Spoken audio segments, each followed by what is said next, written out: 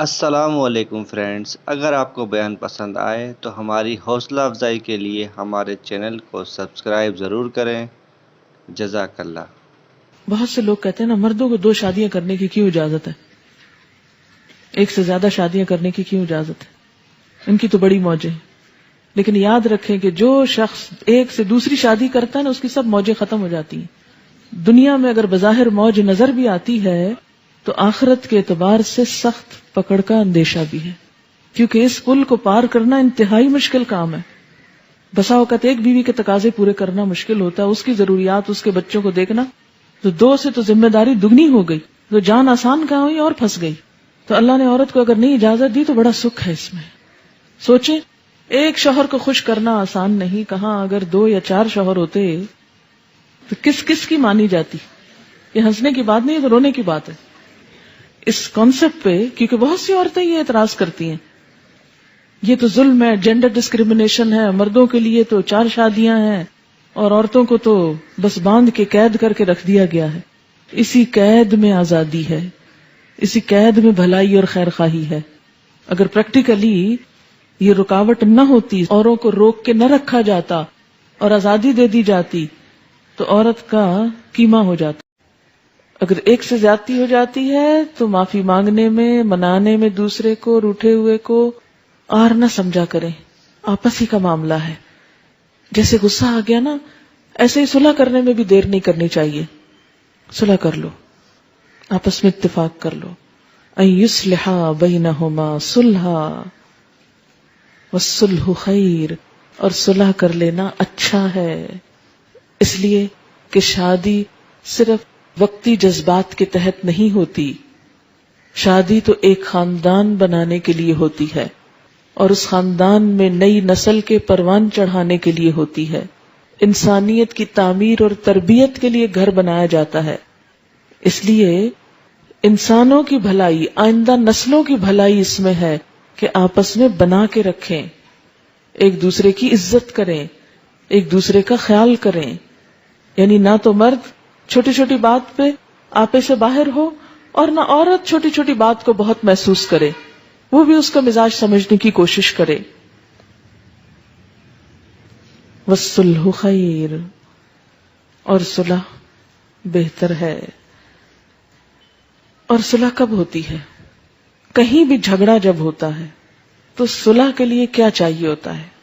عاجزی چاہیے ہوتی ہے۔ یعنی شارٹ ٹرم بات یا ایک وقتی بات کو بہت بڑا ایشو نہیں بنا لینا چاہیے۔ ہمیشہ ایک وزن کر کے دیکھنا چاہیے کہ ایک طرف یہ ایک چھوٹا سا مسئلہ ہے اور دوسری طرف ایک بہت بڑی زندگی ہے دونوں کی۔ زندگی تو خیر اللہ کو پتا ہے، لیکن اگر زندہ رہے انسان تو ایک لمبی عمر ہوتی ہے، جو اگر دونوں ایک دوسرے سے کاٹ کے گزاریں تو پہاڑ جتنی بن جاتی ہے، اور اگر صلح سے، اتفاق سے، محبت سے گزاریں تو دونوں ایک دوسرے کی ضرورت ہیں۔ اسی میں فائدہ ہے، الگ ہونے میں فائدہ نہیں ہے۔ یہ صلح کی بات کیوں کی گئی؟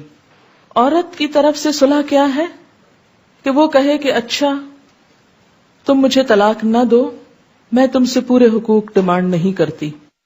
اور اسی طرح شوہر کی طرف سے کیا کہ وہ ظاہر میں جو حقوق دیے جا سکتے ہیں ان حقوق کو ادا کرتا رہے، مثلا نان نفقے کے بارے میں فرق نہ کرے، لیکن دل کے جذبات اس پر تو کسی سے بھی پوچھ نہیں، کیونکہ وہ انسان کے بس میں نہیں۔ تو اب قیامت کے دن ایک شوہر سے جب اس کی 2 بیویوں کے درمیان عدل کی بات ہوگی تو وہ ظاہری معاملات ہی میں ہوگی، جیسا کہ نبی صلی اللہ علیہ وسلم نے بھی فرمایا تھا، اللہم ھذا قسمتی، اے اللہ یہ میری تقسیم ہے۔ حالانکہ آپ کو اس سے مبرہ قرار دیا گیا تھا کہ اگر آپ نہ بھی عدل کریں تو آپ سے نہیں پوچھا جائے گا، لیکن اس کے باوجود آپ نے عدل کیا اور فرمایا ھذا قسمتی، یہ میری تقسیم ہے جو میں کر سکتا ہوں۔ فلا تلمنی فیما تملک، اللہ مجھے اس معاملے میں ملامت نہ کرنا، مت پوچھنا جس کا میں مالک نہیں ہوں، یعنی اپنے دل کے جذبات کا۔ فیما تملک، ان کا تو مالک ہے، ولا املک، اور میں مالک نہیں ہوں۔ روایات میں آتا ہے کہ آپ صلی اللہ علیہ وسلم عصر کے بعد تمام ازواج مطہرات کے پاس جایا کرتے تھے، بخاری کی روایت ہے۔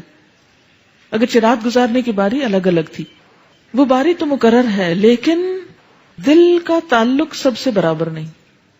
تو اسی لیے اللہ اس کے بارے میں مواخذہ نہ کرنا، اس کے بارے میں نہ پکڑنا. تو ایسے میں کیا ہے کہ ایک عورت شوہر سے پورے حقوق ڈیمانڈ نہ کرے کہ اسے قلبی محبت بھی اتنی ملے جتنی دوسری بیوی کو مل رہی ہے، اور کہے کہ اگر اتنی نہیں تو میں جا رہی ہوں. وہ چلی جائے، نقصان زیادہ ہے جانے میں بنسبت اس کے کہ وہ رہے اور پورے نہیں تو آدھے حقوق پر گزارا کر لے اور اصلاح ہوتی رہے. اور اس میں دراصل تو شوہر کو تلقین کی جا رہی ہے کہ وہ دوسری بیوی یا دوسری شادی کے شوق میں پہلی بیوی کو پوری طرح اگنور نہ کر دے، اس کے حقوق بھی اس کو دیتا رہے. اب آپ کہیں گے کہ وہ دوسری شادی کی کیوں، وہ نہ کرے. یہ کہا جانا چاہیے تھا کہ وہ دوسری طرف مائل ہی نہ ہو، دوسری طرف جائے ہی نہ. اب دیکھیں کہ بعض اوقات ایسا بھی ہوتا ہے کہ ایک عورت ذہنی توازن کھوئے ہوئے ہوتی ہے، یا ایسی نفسیاتی مریض ہوتی ہے کہ ہر وقت صرف شوہر کو ستاتی ہے، یا بعض اوقات بچے نہیں پیدا کر سکتی، یا کوئی اور ایسا سقم ہو سکتا ہے کہ جو اس شوہر کے قابل نہیں وہ عورت. اب آپ دیکھیں کہ آپ آنکھیں بند کر کے صرف عورت کو حق دلوانے پہ تلے ہوئے کہ ہر طرح کی قانونی جکڑ بندیوں کے ساتھ عورت کو تو پورا مل جائے. تو کبھی آپ نے سوچا کہ دوسری طرف اس مرد کا کیا قصور ہے؟ آخر اس کے بھی جذبات ہیں، اس کے بھی احساسات ہیں، اس کو بھی زندہ رہنا ہے. اب اگر ایک بیوی دماغی مریض ہے یا سیڈیٹیوز پر ہے اور وہ شوہر کے اس کو نہیں معلوم وہ کب آیا اور وہ کب گیا اور اس کی کیا ڈیمانڈ ہے یا کیا ضرورت ہے، تو ایسی صورت میں اگر ایک شوہر گھر میں داخل ہوتا ہے اور ایک بیمار عورت کو دیکھتا ہے اور باہر نکلتا ہے تو ایک بوجھل دل کے ساتھ، اور باہر کی دنیا میں رنگ رنگ کی عورتیں اس کو نظر آتی ہیں، وہ اپنا عزت، ایمان، نگاہ کچھ بھی بچا نہیں سکتا. تو اگر انصاف کی نظر سے دیکھا جائے تو ایسے میں ایک مرد کو اجازت ہونی چاہیے کہ وہ دوسرا نکاح کر لے. یہ ایک انصاف کا تقاضا ہے. اب دوسرا کرتے ہی کیا پہلی بیوی کو گھر سے نکال دے؟ تو یہاں مرد کو کہا گیا کہ نہیں، اسے نکالو نہیں، ظاہری اعتبار سے اس کے حقوق پورے کرو، لیکن اگر دل مائل نہیں تو پوچھا نہیں جائے گا، کیونکہ دل پر تو اختیار نہیں. ایک شخص جب اہل ہی نہیں تو دل کو کس طرح زبردستی مائل کر سکتے ہیں آپ؟ وَأُحْضِرَتِ الْأَنفُسُ الشُّحَّ، اور حاضر کی گئی ہے نفسوں میں بخیلی. شح کہتے ہیں جب بخل کے ساتھ حرص، طمع اور خود غرضی بھی شامل ہو جائے اور دل تنگ ہو جائے. شح بخل سے ذرا مختلف ہے. بخل کے ساتھ ساتھ حرص یعنی لالچ، طمع اور خود غرضی بھی شامل ہو، زیادہ اسٹرانگ چیز ہے. دلوں کے اندر تنگی ہوتی ہے، دلوں کے اندر بخل ہوتا ہے، اپنے زیادہ حقوق لینے کی طمع ہوتی ہے، حرص ہوتی ہے، انسان خود غرض ہوتا ہے. مرد اور عورت اپنی اپنی جگہ اپنے فائدے کی سوچ رہے ہیں، اور یہی چیز آڑے آ رہی ہے دوسرے کا حق پہچاننے اور دینے میں.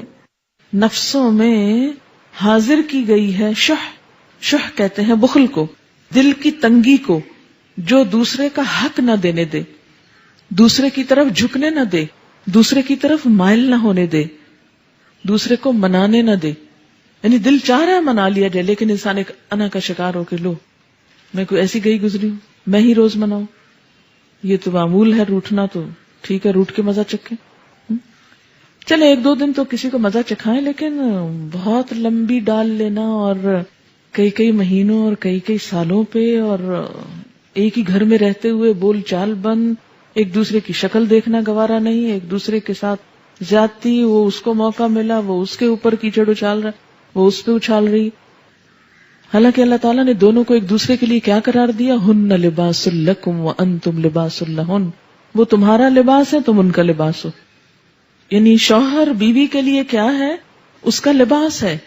اگر بیوی اس کی برائیاں کرتی ہے، اس پہ چھینٹے پھینک رہی ہے، اس پہ کیچڑ اچھال رہی ہے، تو وہ اپنا لباس داغدار کر رہی. اور اسی طرح بیوی کیا ہے؟ شوہر کا لباس ہے، اس کی عزت ہے، وقار ہے، اس کا سکھ ہے، چین ہے، زینت ہے. اور اگر وہ دوسروں کو بھری محفل میں بیٹھ کے اس کی برائیاں کر رہا ہے لوگوں کے سامنے اس کو بدنام کر رہا ہے تو اس کا نہیں اپنا ہی بگاڑ رہا ہے، اپنے اوپر کیچڑ پھینک رہا ہے. تو اس معاملے میں دونوں ہی کو احتیاط برتنے کی ضرورت ہے. والصلح خیر، بنا کے رکھو، اسی میں بھلائی ہے، اسی میں عزت ہے، اسی میں بچوں کا مستقبل ہے، اسی میں دین ایمان کی عزت و عصمت کی حفاظت ہے، اسی میں خاندان والوں کے لیے بھی سکھ اور چین ہے. لیکن انسان کا نفس اس بات پر کم آمادہ ہوتا ہے اور صلح یا منانے کی چھوٹی سی قیمت نہیں دیتا، لیکن اختلاف کی، ناراضگی کی بڑی سزا بھگتنے کو تیار ہو جاتا ہے. یہ دل کی تنگی کی وجہ سے ہوتا نا. کچھ عرصہ پہلے میرے پاس ایک کیس آیا، خاتون اچھی خاصی ایجڈ تھی، کہنے لگی 30 سال ہو گئے ہماری شادی کو اور میرے شوہر نے مجھ کو طلاق دے دی ہے اور میرے بچے جوان ہیں. مجھے دیکھ کے یقین نہ آئے کہ یہ اتنی سوبر سمجھدار خاتون، اس کے ساتھ یہ معاملہ کیسے ہو گیا.